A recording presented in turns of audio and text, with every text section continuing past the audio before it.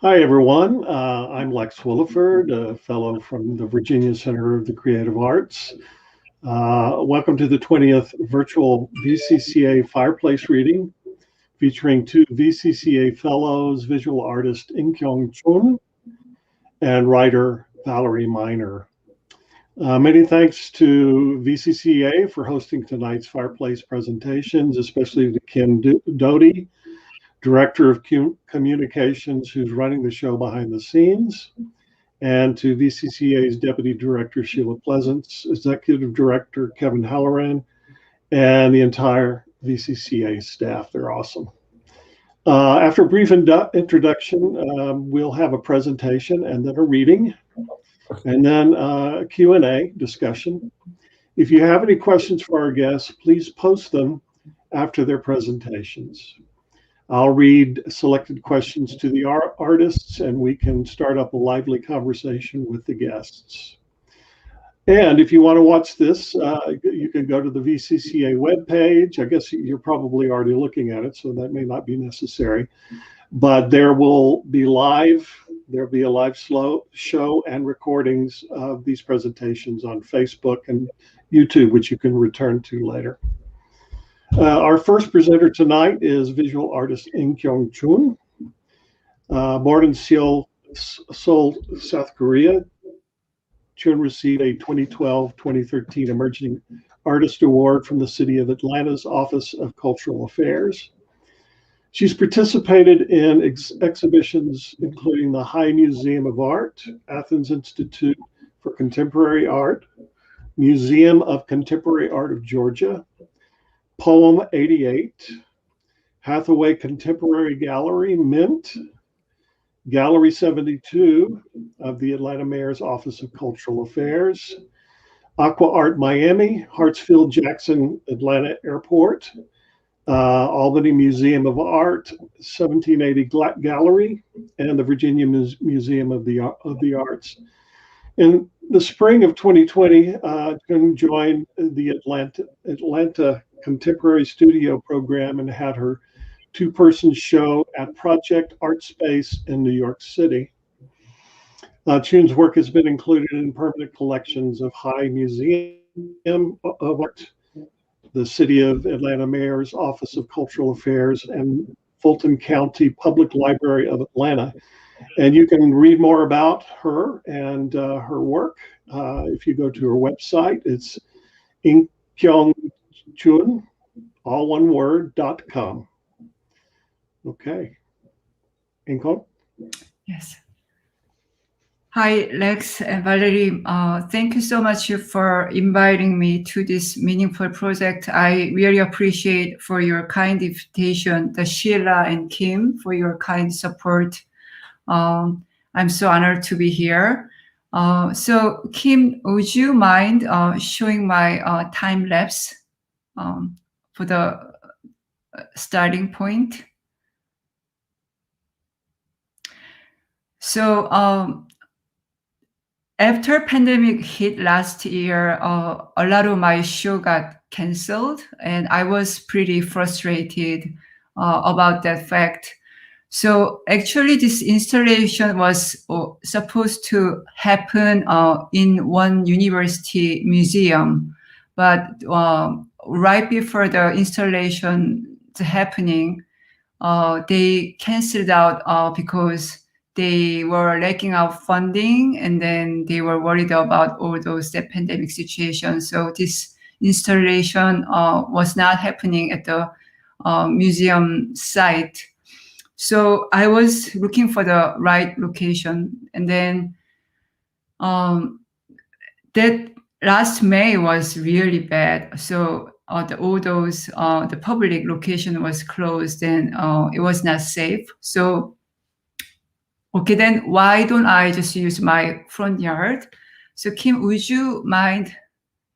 Yes, thank you. This is my front yard, so that the flower with two neon circle installation happened in my front yard.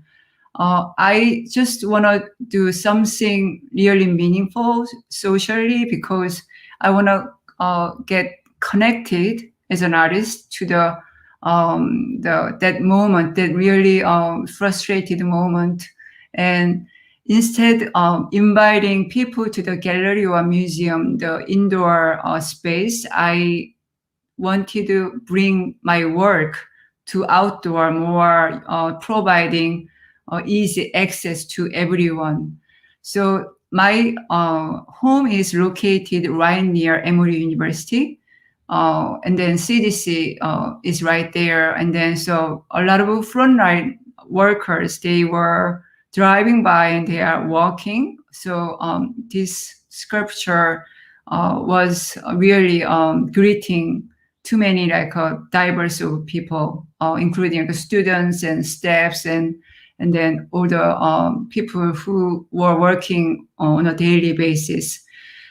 But specifically because I picked Mother's Day weekend because I am a woman, and then I really honor all those women's that hidden that service for the world. So I was honoring the woman, not just like mothers, but all women who were dedicated to their family and then their own like a community and society.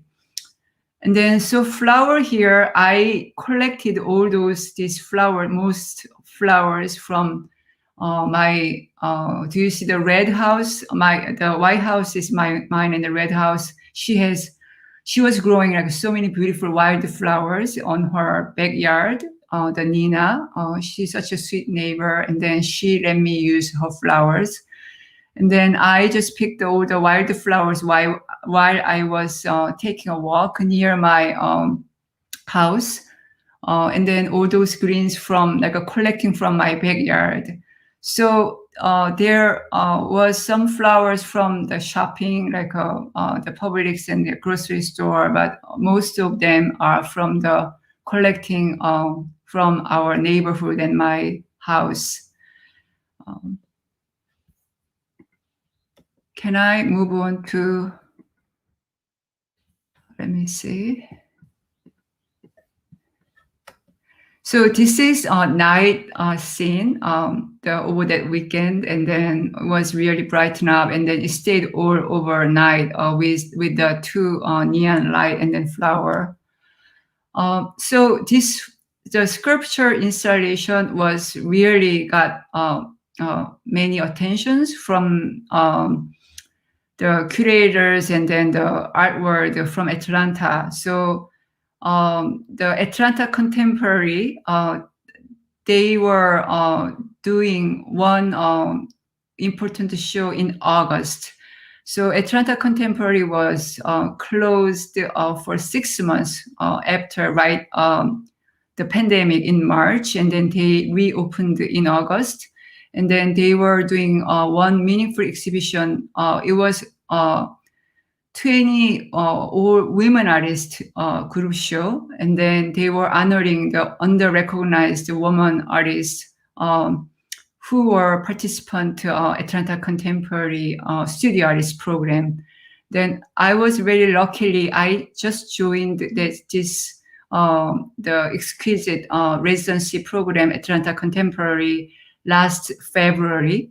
And then somehow my work got selected by 2 women curators who were organizing this show, the She's Here. So they really liked the idea about this, that flowers like a natural, the changing character. So they invited this work. So this is like opening scene. Last August 23rd.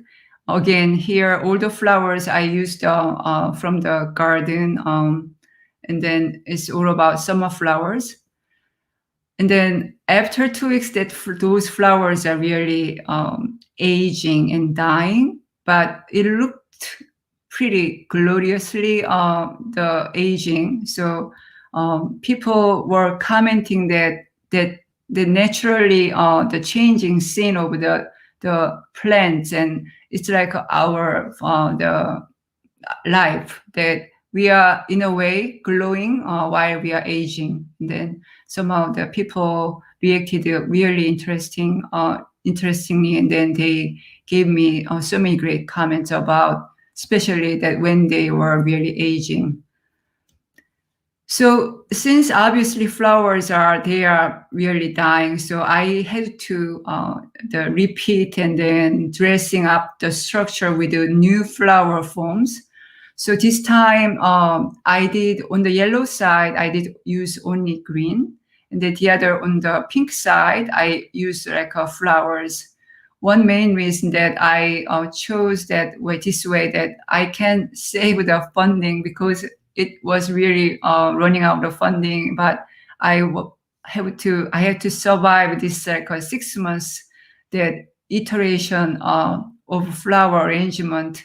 I have to really be smart for that dividing the funding. So, but somehow that it worked really, really well. And then I just really appreciated this second composition, the green only and then flower only on each side. So obviously that it was a lot of labor intense installation process. So I really needed taking a break, because I came by to the museum at least 2-3 times a week to spray the flowers and to take care of, to trim down, wearing mask, and then arranging flowers all the time. It was a lot of like labor intense work. So I needed a break. At the same time that this is original form of 2 neon circles. I really enjoyed this minimal aspect without any flowers.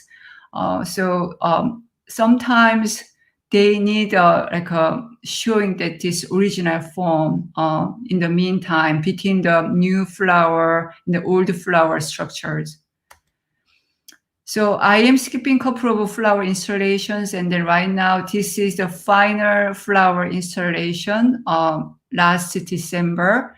Again, I tried to recycle and then use the older green, winter greens, and then the red berries, like holy berries from the Atlanta Contemporary Courtyard, and then from my neighbor friend's house. I all the time like contacted them and then messaged them, can I use some winter berries, and can I use some wildflowers?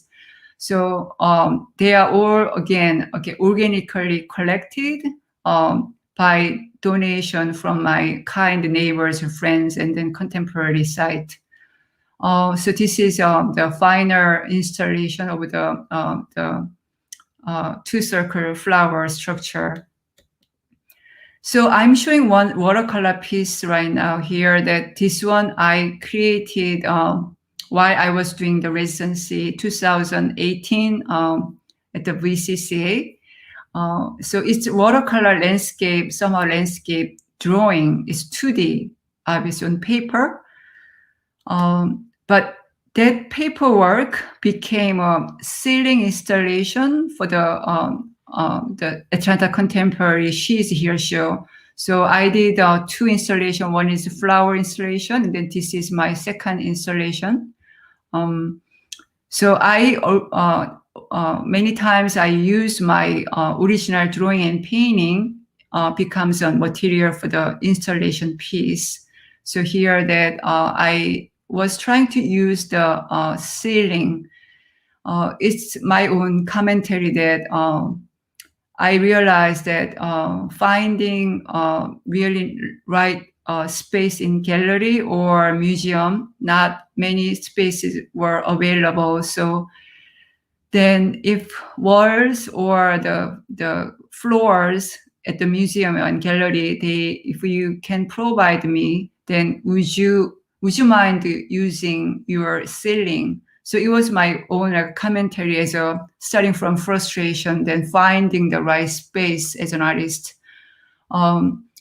So I was like putting everything up the ceiling, and then people came by, and then some people totally missed out my installation, because the space was the ceiling height was pretty high, and then it was really installed like right near the ceiling, so people missed out. And then I was really fine with the fact, because I was commenting in a way that a lot of really beautiful things in our life, we miss it. We just don't see it. They are hiding somewhere. So I was indicating that fact, some even huge sculpture, but you still can miss it.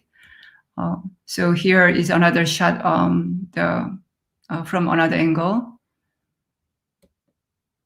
And then I was using the real orchid there. So I was using leather, and then for last 6 months, I was every other week, I just climb up to the huge leather, and then I gave the water, and then the orchid was surviving 6 months, and then the orchid right now is in my studio. Okay, so this one is my current exhibition at the Blue Heron Nature Preserve. It's collection of my the life last pandemic year, but they are all like a little smaller scales of work, 2D works like painting and drawing. Then when you see the white the line, they are indicating abstracted table. I was having so many things on my table, symbolically, like a family and my dog and books, and then the painting materials, and then of course ramen noodle. I had so many cup of ramen noodle, and then the night with a lot of like a fire flame, with people out there went out, did a demonstration for the really good cause, Black Lives Matter. And so all those like a fire flame on the upper corner, dark, the fire flame was indicating their way in abstract way. And then right that below that little dark painting, you see the ramen noodle. So I felt a little bit guilty about that. I'm not going up out there and then doing nothing meaningful, just craving ramen noodle and then having it inside of my house. As an artist, I felt a little guilty about that. So the title is like a guilty feeling ramen noodle. So this is another when you see the really top of the installation part, you see the blue, the circle painting is more like a landscape painting, but the title is A Night Craving Ramen Noodle. So you see the little tiny like a yellow part with egg on top. That's a kind of indication of the night landscape was just abstract painting. Here, so I another like abstract drawing that showing me as a queen bird, but so many things going on. So the title is in between. So this is just like a part of my the current show, that cloud and table. I think this is it. I think I did overtime. So yeah, this is it. Thank you so much for watching me. Thank you, In Kyoung. Wonderful work. We'll talk about it here in a little bit. Our second presenter tonight is writer Valerie Miner. Valerie is the author of 15 books. 2 of her story collections, Trespassing and Abundant Light, were finalists for the Lambda Literary Award. Winner of a Distinguished Teaching Award, Ms. Miner has taught for over 45 years and is a professor and artist in residence at Stanford University. Valerie is a true citizen of the world, writing about her many travels over the years. In the last 2 years alone, Valerie has been a visiting artist at the American Academy in Rome and has given readings and lectures at the AWP conference in Portland and the MFA program at the University of Alaska, Anchorage. and at universities and other venues, including my university, the University of Texas at El Paso, and in both Israel and France. She and her partner live in San Francisco. It's their 40th anniversary, I hear, and in Mendocino County, California. Valerie's latest book of stories, Bread and Salt, comes to us at an important moment in history, taking unflinching looks at international issues such as immigration, state terrorism, suicide, and gun violence. Valerie's social fiction, published in prestigious magazines across the US, is deeply felt, compassionate, comforting, even, I think, healing, revealing the possibilities of love, forgiveness, and reconciliation between friends and family, and the unvanquishable power of diversity in nationality, class, race, and gender. A friend and mentor to me for almost 30 years now, Valerie is as brilliant as she is humble and kind in her life and her work. Valerie? Thank you very much, Lex, for that lovely introduction. Thank you, In Kyoung, for that beautiful presentation. I'm very grateful to Sheila Pleasance, Kim Doty, the Virginia Center for the Arts, where all the stories in this book were written and then rewritten and then rewritten. I would like to dedicate tonight's reading to the women who were killed in Atlanta on Tuesday. The story is called Escape Artist. You glance out the window with the tranquil spring evening, 3 stories down to the glorious almond blossoms and purple magnolias, dazzling the campus after long winter rains. It's been a productive but long day of teaching. You're tired, hungry for supper, and a little cranky. Damn fluorescent lights buzz above your desk, shot straight into your cortex. How long does it take to get brain cancer? Cheer up. Low blood sugar always brings out your gloomy. Come on, only 2 more midterms and you can leave the office before dark. A knock on the open door. Your heart sinks and inadvertently you check your watch. The handsome blonde student shifts from one purple likey to the other. His flushed face tells you he's run here. Sweat drips along his left cheek. His right hand is fisted. Tension hardens his blue eyes. Hello there, you say. Throat clearing, then, are you Marcia Dunway? Yes, they never address women as professors. Shuffling into the office, he perches on a gray folding chair, watching carefully, as if training for the FBI. Some kids automatically pull their seats up right to the desk, lean over, elbows on your papers. Others stretch back, expectant customers. The shy ones usually alight on the edge like this. How can I help you? He studies you. Pay attention. You were up late last night obsessing about Mom's Alzheimer's. You may be tired, but your office door is open. Closely, he inspects the walls. It's almost comical, as if he's casing the joint. A fairly straight kid, he looks more Ivy than Berkeley. You don't recognize me, he says, deadpan, bold. You troll through a mental album of former students. There is something familiar about him, but you can't place it. Another knock. Your favorite colleague, Milt, pops his head in the office.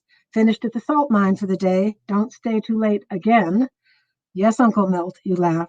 He looks over at the student who is staring at you and slits a thumb across his throat, subtly advising you to send the kid away. You shake your head. Have a good evening, Milt. Seriously, Marcia, at the department party, Dana made me promise to kick you out of the office before dark. Duly warned, you note, hoping the student will pick up the lateness of the hour. And Dana's right, it's not safe. Good night, Professor Weinstein. Say hi to Ava for me. You turn back to the visitor. Sorry, I can't remember. Please tell me your name. He glares, exhales through pursed lips, almost whistling. An image from the morning paper, that young sniper in Cincinnati, from a Wiccan cult. You thought witches these days were good folk, pagan environmentalists, right? Something benign. He continues to watch you, eyes full of, yes, longing. I know we've met, you try. His jaw stiffens. Your patience is dwindling. It's been a while, he offers, as if playing a creepy game. That's it. You're exhausted. You flip through a pile on your chaotic desk, hoping he'll take the hint. Suddenly he mumbles, You used to be my aunt. A harder edge to his voice now. Puzzled, you study his petulant face. And then, Artie, Roberta's son, how are you? He was an affectionate little boy, very attached to Brad, adored his uncle. Yes, he looks exactly like your ex-husband's sister. You count the years, 10, 12, since you've seen little Artie, who, through the miracle of life, is now a young man. Arthur, he corrects you solemnly. Arthur, you nod to the once delightful child who was a demon at checkers. I'm fine, he looks you coldly in the eye. How are you? Fine, thanks. You're still smiling despite his curtness. The dutiful aunt, you ask. So you're a student here at Berkeley? Yes. Just like his uncle in the passive aggression and the monosyllables.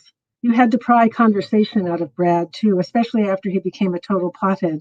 For years, you begged him to agree to couples counseling. You think about the shock on his face when you finally told him you needed a separation. It's not working for whom? He demanded. What year are you, Artie? You hear that old, reasonable tone you used with Brad in the last years. Junior? Sophomore, of course.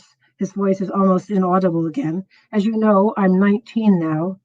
Outside, the sky is graying. Nearby buildings are losing shape. This is not a student consultation, more like a family stealth attack. As you know, as if you'd remember his birthday, as if Roberta hadn't cut you off when you tried to maintain contact, even sending back Christmas cards. In those days, you still cared about Brad, worried about him, still thought Roberta was your friend.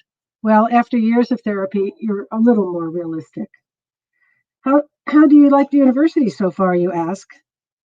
You're surprised to find that you feel a tie to Brad and to his nephew, nostalgic for what might have been. Fine, he's reading a student paper upside down, shoving the tests into a briefcase. You check your watch again, but can't help asking one more question. What's your major, Artie? Arthur, he corrects you, chemistry, just like your Uncle Brad. Of course he'd follow his hero to Berkeley and to chemistry. Glad you actually remember the family, he smirks. That's it. The filling station is closed. Nice to see you again, Arthur. I really do need to close up shop now. You cut your hair. Reflexively, you touch a short, light coil at the nape of your neck. We used to call you Aunt Rapunzel. You laugh. Brad always loved your long curls, claimed he'd rescued you from that crazy family. In a way, he was right. Brad's love and support allowed you to become an escape artist, disappearing through the haze of smoke and alcohol and out the door of your family's tiny 10th floor apartment in the projects. Yes, you've always been grateful to him, even if he didn't turn out to be such a prince. You weren't a total princess. Do you still live with that Dana person? What is the story? Did Brad send him? The times you tried to reconnect with Brad, still worried about his doping. Your partner, he says snidely. Clearly, he didn't register the banter with Milt. Enough. My personal life really isn't an appropriate conversation topic. I wish you well here at... Are you still a feminist? Yes, of course. Mom knew it. She spotted it early. Knew what? This kid is filled with weird energy. You are tired and hungry. It's ridiculous to feel threatened. Brad is too proud to have sent him. Arthur has come of his own accord. Imagine the whole family still being angry with you. And I see from your posters you're still into radical politics. That hasn't changed. Clara usually comes to empty the wastebaskets by now. Why is she delayed tonight? The sky is already plum-colored. If you worked in a bank, you'd have a discreet button to push. Look, Arthur, it's late. Is there some way I can help you? The little towhead ate all the wedding cake left on people's plates. He stared at Brad with giant, admiring eyes. His uncle, the handsome, gallant groom. Since Artie's dad died, Brad had become both father and uncle. You think about racing Artie to the hospital 2 years after the wedding when he got anaphylactic shock. No, he says in that flat voice. I just came to see the person who used to be my aunt, out of curiosity. Let's go, Dana would tell you. Breathe. But the cordial aunt intervenes. And drop by again if I can be of help. He looks at you vacantly. You stand. Slowly he rises, then leans back against the Faith Ringgold print, hands in his pockets, sweaty head on the last syllable of her name. Of course it's preposterous to think he'd pack a gun. Still, he could have a knife. You're losing your grip. Stop it. You tried with Brad. You really did. Where the hell is Clara? His eyes lower. Goodbye, then. He sounds downcast. Goodbye, Arthur. Thanks. Pardon? For saying goodbye. I always did wonder where you went. He turns, walks to the door, then swivels, waving once. You wave back, wistful for the people you and Brad and Arthur used to be. Standing at the door now, you watch him walk away. Amazing that Artie remembered you. Now you feel both guilt and sadness for one more loss in Artie's life and yours. He's strolling down the corridor in a deliberately schlumpy gait that reminds you of his uncle who used to be your husband. What a relief to have the current version of your life restored. Soon you'll be telling everything to Dana over supper in your sweet rented bungalow. You stand in the hall until you hear the reassuring sounds from around the corner, the elevator door yawning open and then finally shut. Imagine waiting 13 years to say goodbye. Returning to the office, you close the door behind you and press the lock. As you gather your papers, you feel lucky. Lucky for 10 years and still going with Dana. Lucky to have a job you love. Lucky for California's no-fault divorce laws. No fault. A tap on the door. You hold your breath. Banging now. You feel the vibrations. Watch the wooden door shake. Persistent, heavy, thumping. You look out the window into the darkness, 3 stories down to the dimly lit sidewalk. Breathe. You try to concentrate. Run your hands through your hair. Okay, grab the phone. Get under the desk. First you call out hopefully, Clara? But of course, Clara has a key. Thank you. Wow, that's such a great story. If you want to get Valerie's book, which I really recommend, I've read all the stories in it and just love them. She tends to request that people go to www.bookshop.org, which serves independent bookstores. Valerie visits book clubs for free if they buy the book from an independent bookshop. So here's the link. It should be bookshop.org/shop/authors in PJs, all one word. And that's wonderful. I guess we can begin asking questions. Anybody have any questions that you want to share with In Kyoung and Valerie?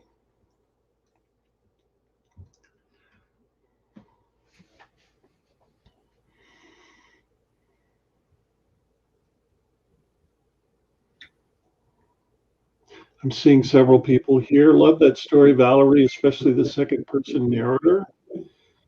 Kyung, I found your work beautiful, moving, and inspiring. Thank you. That's Marilyn Banner Art. The other was from Christine Fisher Guy. And of course, Sheila's here saying thank you.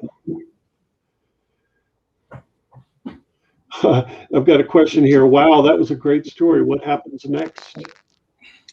You have to read the book. Right.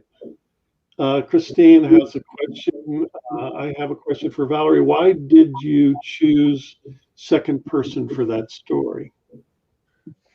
I think, I don't do this consciously. This is just the way the story emerged. I don't know how In Kyoung works, but I have the sense that she works instinctively as well. And I suppose that I did it unconsciously because there's a way that the second person brings out a relationship to the audience. So the you could be you, the audience member, you, another character. It's really very open. Yeah, the second person is a very difficult point of view to write in. So, and I thought it was really effective. Let's see what else we've got here. Angie Twang says, chills. For once, I'm grateful to be doing Zoom office hours only this semester. Lovely reading from Maureen Aitken, and thanks to both of you from Jonathan Kellard. Are there any other questions?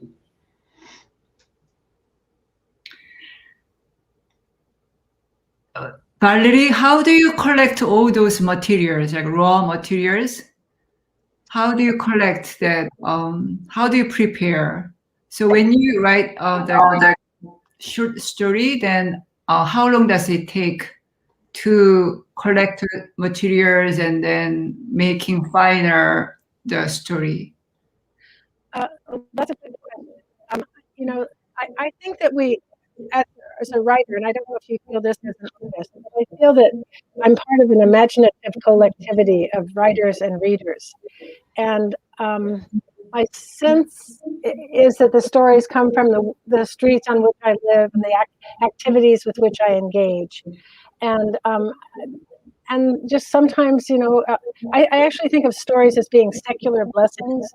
I'm not a religious person, but as just something that I've been given.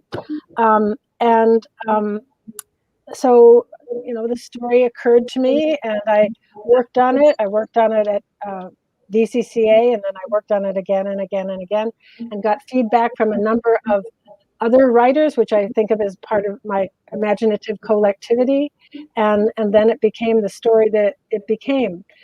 Once Lex and I were in a panel, I forget whether it was MLA or AWP, but he talked about the toaster school of writing. Do you remember that, Lex? Oh, yeah. And his notion, and just correct me if I'm wrong, was that he writes the way that he makes toast. He puts a piece of bread in the toaster, and while that's toasting, he'll pull out another piece of bread and put that down. Then one piece of toast will pop up and he'll put some jam on it. And I kind of work the same way with my stories. I work in sections, I'll write a draft of it, then I'll write another story, and then I'll write another story, and then I'll go back to the first story.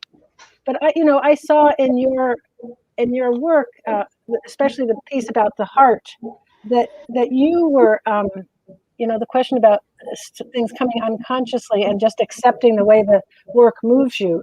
I love the way that you just accepted the dead flowers and acknowledged that as sort of part of the art. And then the way that you refurbished the piece. So I think that our art is always growing, and we have to follow it. I don't think for me, it's not a conscious, it's more of a humility. Right. Yes, it's true. It's all about communicating and waiting and then seeing what's happening and then reacting. So a lot of communicating part is there. Yeah. But it's so interesting to hear, because I'm a visual artist, so I do a lot of paintings, like 5 paintings at the same time, and then I feel like they are all like a failure piece, and then I move on to another drawing. But after 5 months later, and I look at the unfinished painting, and then I can start again. So your writing process is like that. You write one story, but you don't finish, right? And then you move on to another story writing, and then so you are doing like a multi different story at the same time. Is it right? Well, I'll finish a story. I'll finish a story, but it's usually pretty bad the first time I finish it, and so I then go on to the next work. The other thing that I do is when I love the short story. It's my favorite form of writing, but I somehow became a novelist. I think that the difference is a little bit like the difference between being married, which has its satisfactions of getting to know the characters over a long time and feeling committed to them. And as somebody who's celebrating her 40th anniversary today, I think I'm probably a kind of monogamous person. But there's also, that sort of temptation of falling in love, and a collection of stories is like writing a story and getting to know the characters and falling in love, and then trying to decide, is this going to be a long-term relationship like a novella, Is this going to be a novel? Oh, no. I think I'm going to go on to the next story. So you have another love affair and then another love affair. Wow. And so what I do, just to finish up, is that while I've finished a draft of a novel, I'll send it out to you and to Lex and to Angie and to Pam, and I'd ask for your feedback. And you'll say you'll get back to me in 6 weeks. Usually it takes 2 months. And in that time, I can't work on the novel, so I work on a short story. And I do a lot of drafts of a novel. 7. I'm on the 6th draft of my current book. At the same time. Well, but see, you and Lex and Pam and so forth are reading my novel. Oh, so I'm doing my short story, and then I get my novel back from you, and I send it out to Angie and Christine and Maureen and Sheila, and then I have another 2 months to write another short story. So I have one question that, feedback. So you are really looking for feedback from another writers, and then the feedback start really working for you, or sometimes you totally ignore them, or how do you work with the feedbacks? Oh, well, that's a good question, but I'd like you to answer that after I answer it, because I've been doing too much talking. What I do is, if Sheila and Maureen and Christine all say, I think you don't have enough information about this character, or I need more backstory, I'll pay attention to that. But say Christine and Maureen say, I think this is really brilliant, this particular scene. And Sheila says, this scene makes no sense to me. Well, I'll just decide maybe I like the scene because Christine and Maureen like it. So I basically use it's my book, and they know it's my book, and they'll never remember that they said that about the scene. So tell me how you get feedback and how that works for you. As long as I know, many artists, they don't appreciate feedback. They don't bother another artist the opinions. Sometimes we invite the fellow artists to our studio, and then curators or art critic to our studios, and then ask their opinion. But most time we have to decide just our own decision making. And then sometimes even a lot of the artists I respect, for example, Alex Kez. He got so many studio visits, and then they said this is not working and this is working. Then he totally ignored. He did totally opposite thing, but from what they are saying. So his advice was really powerful to me. So usually I honor them, and then sometimes it works, their statements and their advice and comments, but usually I don't really pay attention to people's opinion, because then sometimes I lose my own the artistic the nature. So yeah. So it's so interesting to hear that when you are talking about you send your novel or your story to the other writers, and then getting feedback from them. So I was a little surprised by your process. Well, I think that for all artists, I can't speak for anybody but myself, but the novel is my novel, Right. and ultimately the decisions are mine. But I find I don't believe in reading book reviews. I don't know how you feel about reviews of art shows, but I find that the real reviews come in the process of writing the novel or writing the story. People will read the story and give me feedback, and that's valuable. But reading a book review that is partially determined by how much ad space my publisher bought in the journal, I don't find so valuable. We were talking about multiple projects. I get stuck a lot too, or I reach a point and I don't know where I'm going to go. And I have to take a break from it, and then boom, it just pops up like the toaster you were talking about. I have a question, Valerie, from Angie here. I once read that novels attempt to answer questions for the protagonists by the end, while short stories ask more questions than they answer. Valerie, does that idea resonate with your stories and your novels? Oh, I'm just such an obstreperous person, Angie. Of course it doesn't. Um, I, um, I really am more interested in raising questions and raising the really interesting contradictions among the characters than in finding answers or supplying answers. I always start out if you're talking about a novel, I always start out in a novel with a question. But the best thing I think I can achieve is a more articulate way of phrasing that question, or a series of ways in which the reader can answer that question. I'm really interested in empowering the reader, engaging the reader in the process of the story. And in this, I'm influenced by the Italian poet Eugenio Montale, who has an essay that I admire called The Second Life of Art.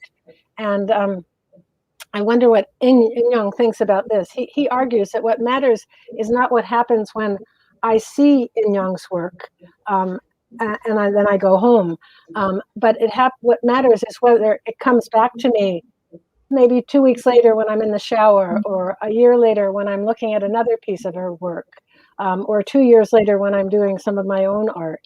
And so too with my fiction, I'm really more interested in having it reverberate in people's minds and perhaps even irritate, and make them think about how these questions relate to their own lives. Right. Well, your story, the story that you read tonight, certainly asks a lot of questions. You know, who is this kid? Why is this kid the way he is, and so on. Right. I think Chekhov said that the purpose of a short story was to raise questions, the right questions, or something along that line. Right. And Ken, I have a thing here from Christine. Says, you mentioned guilt in one of your painting names. Did the making of that art assuage that feeling of guilt? Yes. I mean, I don't think that guilty feeling shows from the painting, but I meant to create that feeling, but somehow that it's a little similar process that Valerie just mentioned, that she would rather raise question from her work. So I sometimes meant one idea, one subject, one content, but people, they have so many different perspectives and different backgrounds. So they read my work totally different way.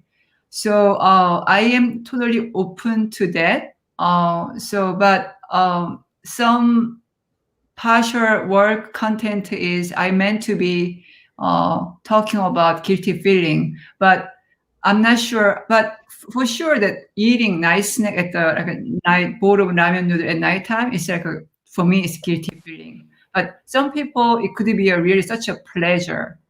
So it could be very subjective matter. Great, thank you so much. We have a question from Jonathan Kellard to Valerie. What surprised you about this particular story during your writing process?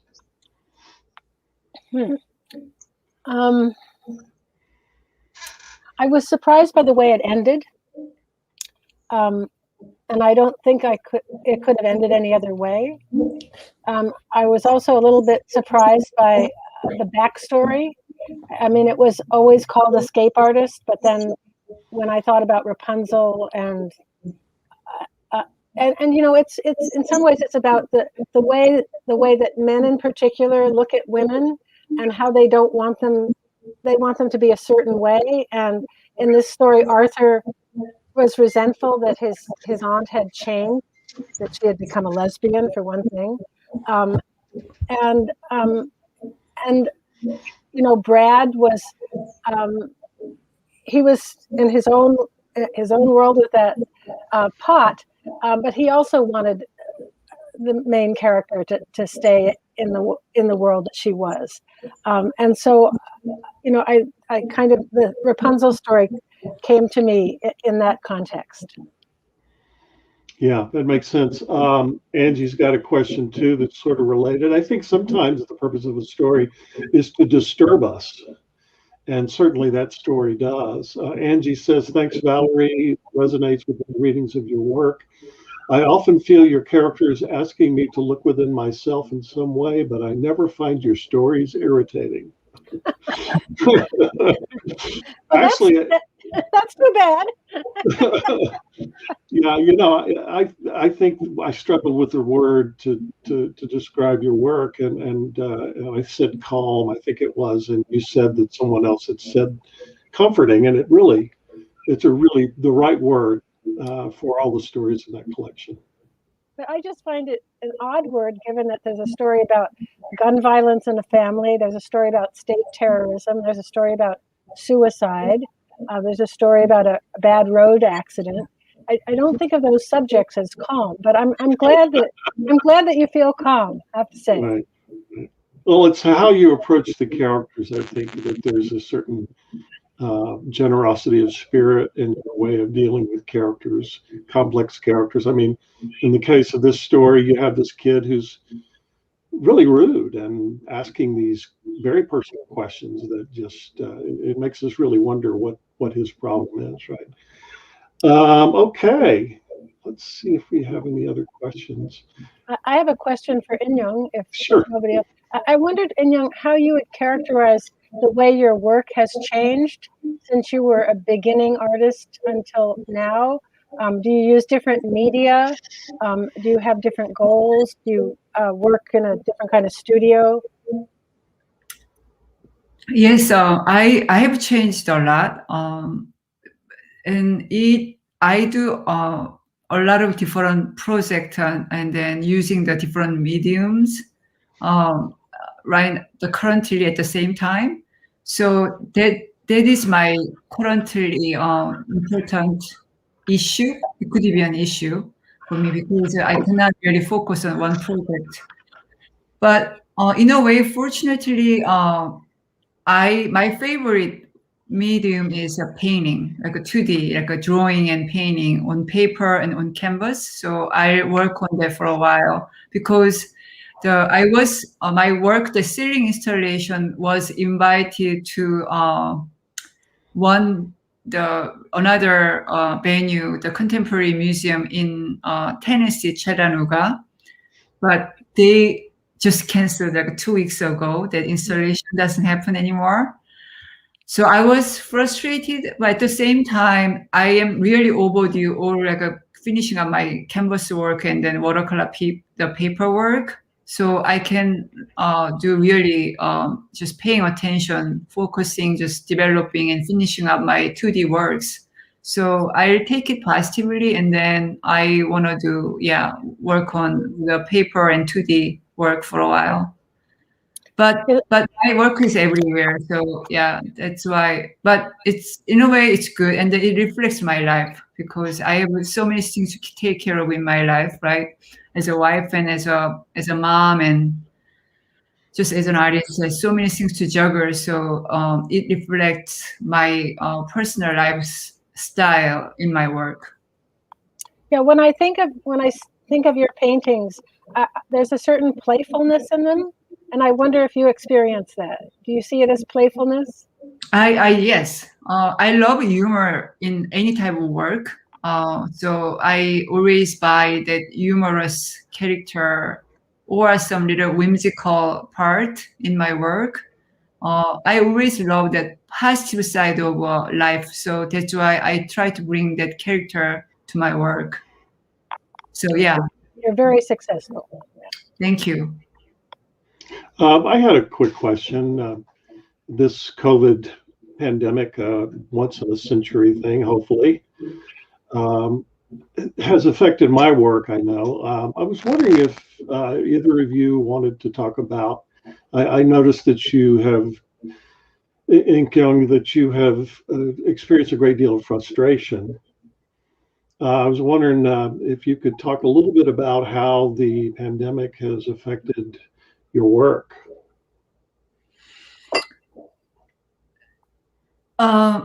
It has been frustrating, right? I mean, currently all these instances, unwanted, unexpected instances of hate crime against African American people starting like last year, and then continuously that totally unfairly the attacking that really marginalized like a poor the Asian woman got attacked yesterday badly, like right near like in my town. So it's really scary experience, and my brain has so many questions. How manage my life, like how can I manage this life? I mean, what kind of role do I have to have from now on as an artist or as a just person living in the United States as a Asian woman? But in a way, the pandemic didn't stop some show opportunity, but other way it opened up another opportunity too. So I was so busy doing the participating couple of group shows, like meaningful group shows here, the Atlanta Contemporary, and then another the college museum show I did, and then some small shows, and some collectors came by my studio, and then I ended up selling actually a lot of work without getting connected to the gallery. So in a way, that surprisingly productive year, just the reflecting my just artistic year is not bad at all. But I get worried about future right now. So, but I just keep working on. I try to live day by day. I don't worry about too much in the future. I just live as me, like as an artist, and then I just live my time just correctly or righteously. Then maybe something might be coming good in a way. So we'll see what happens. Right. Valerie, what about you? How has COVID affected your work?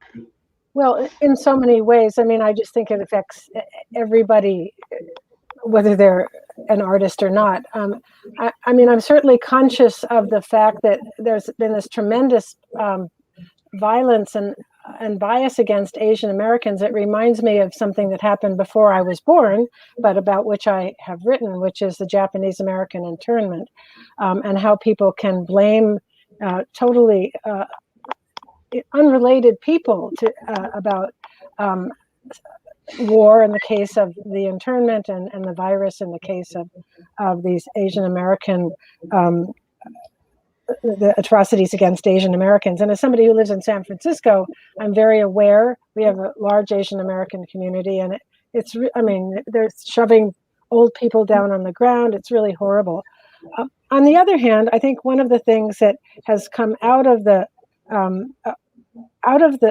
pandemic in a certain way has been the Black Lives Matter movement growing. I mean, of course, it was here before, but it's really grown, and I think people are starting to look more at systemic racism against all kinds of people, and I find that encouraging. If you're asking on a practical level about books writing, I'm kind of a dogged person. I don't know. My mother was Scottish. I don't know what the story is, but I write as often as I can. I teach, but we just finished last day of classes today, and I'm looking forward to getting back to that novel. I will say that one of the surprises has been how many people come to these Zoom readings. I've had people come from Nome, Alaska, and from Calcutta, and from the Philippines. That hasn't panned out in terms of book sales, though. And I think that if I were in a bookstore with a lot of books, people would buy a book. But online, people come and go to the Zoom and maybe don't buy the book. But it's lovely to see people anyway. Right. Well, this has been so much fun, and I really love both of your work very much. And I think there's a lot of joy in your work, in Kyung. We probably need a little joy these days, right? So, but anyway, we're about to run out of time. I wanted to thank VCCA for hosting this, Valerie for reading your wonderful story, and In Kyoung for sharing your work. And I guess we can look forward to the 21st Fireplace series. Yeah, In Kyoung. So how was your pandemic life, Lex? How was mine? Yes, Well, I have 2 kids like you, right. and they were all having to work here on computers. My wife teaches 4th grade, so she was also trying to teach, and I teach, too, at the university level. So the idea of getting any writing done, the only writing I've done has actually been on a book about a kind of compendium of narrative craft. But it's been a strange time. I sleep better now that we have a different person in the White House, and maybe some of this cruelty and ugliness that we have seen so much of will dissipate. I hope it does. Okay. Well, thanks again, and Thank we'll you. call it a night. Thank you so much. You too.